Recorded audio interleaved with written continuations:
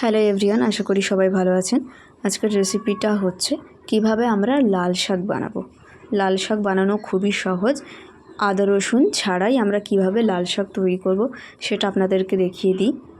আমরা একটা কড়াইটা গরম হয়ে আসলে তার মধ্যে পানি অ্যাড করে দেব। পানিটা শাকের পরিমাণ হিসাবে অ্যাড করে দেব। পানি অ্যাড করার পর আমরা এর মধ্যে লঙ্কা কুচি, পেঁয়াজ কুচি অ্যাড করে দেব। এখানে আমরা বেশি পরিমাণে পানি অ্যাড করব না, কেননা শাক সিদ্ধ হওয়ার সময় শাক থেকেও অনেকটা পানি বেরিয়ে যায়। এই কারণে আমরা বেশি পরিমাণে পানি অ্যাড করব না। প্রয়োজন হলে আপনি গরম পানিও আলাদা করে দিতে পারেন, হলে সিদ্ধ হতে অনেকটা সময় লাগবে। পানি গরম হয়ে আসলে এর মধ্যে আমি হলুদের গুঁড়ো ও মরিচের গুঁড়ো অ্যাড করে দেব। মরিচটা বাড়িতেই বানানো। মরিচটাতে মরিচ আছে, জিরে আছে, লঙ্কা আছে, তেজপাতা আছে, এটা বাড়িতে বানানো। তো এর মধ্যে আমরা হলুদ গুঁড়ো ও মরিচের গুঁড়ো অ্যাড করে দেওয়ার পর যখন পানিটা একটু বেশি গরম হয়ে আসবে তার মধ্যে আমরা কুচিয়ে রাখা আলু অ্যাড করে দেব। এখানে শাকের পরিমাণ হিসাবে আমি আলুটা 1% কি 3% নিয়েছি। আলু বেশি না দিলেও চলবে। যদি আপনি আলু খেতে ভালোবাসেন তাহলে আলু বেশিও দিতে পারেন, কোনো সমস্যা নেই।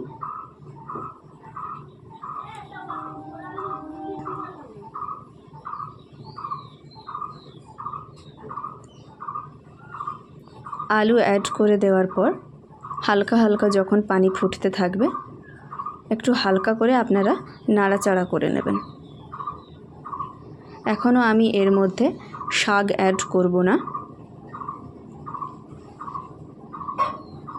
শাকের থেকে আলুটা একটু বেশি সিদ্ধ হতে সময় লাগবে, তাই আমরা শাকের আগে আলুটা দিয়ে ভালো করে নাড়াচাড়া করে নেব।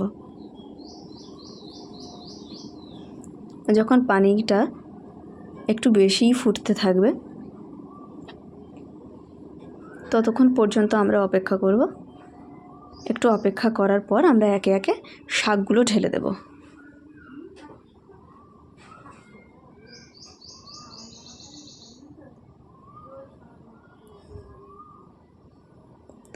শাকগুলো আপনি ইচ্ছে মতো কাটতে পারেন, কোনো সমস্যা নেই। যেমন পারবেন তেমন করে কাটলেই হবে, এখানে কাটার কোনো নিয়ম নেই। আপনি আলুগুলোও সেম ইচ্ছে মতো অ্যাড করতে পারেন, তবে মানানসই হওয়া অবশ্যই প্রয়োজন।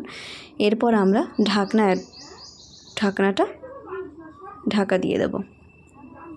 এরপর আমি ঢাকনা তুলে এর মধ্যে আমি চিংড়ি মাছের সুমো বাটা পানিতে গুলে সুমোগুলো আলাদা করে পানিটা ঢেলে দেব। এরপর চাপা দিয়ে রেখে হালকা নাড়াচাড়া করার পর চাপা দিয়ে রাখতে হবে। তারপর উল্টে পাল্টে শাকের পানিগুলো মেরে নিতে হবে। দেখতে হবে অবশ্যই আলুগুলো সিদ্ধ হয়েছে কিনা। আলু সিদ্ধ হয়ে গেলেই মানে শাক হয়ে গেছে।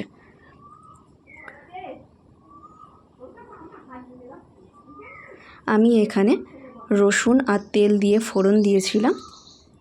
আপনারা রসুন আর তেল একসাথে গরম করে ভাজা ভাজা হয়ে গেলে শাক আপনি অ্যাড করে ভালো করে ভেজে নিলেই আপনাদের হয়ে যাবে লাল শাক তৈরি করা। তো রেসিপিটা কেমন লাগলো সবাই অবশ্যই কমেন্ট করে যাবেন। আর আমার চ্যানেলটা নতুন, অবশ্যই সবাই সাপোর্ট করবেন। প্রতিদিন বিকালে 5টায় ভিডিও আসবে।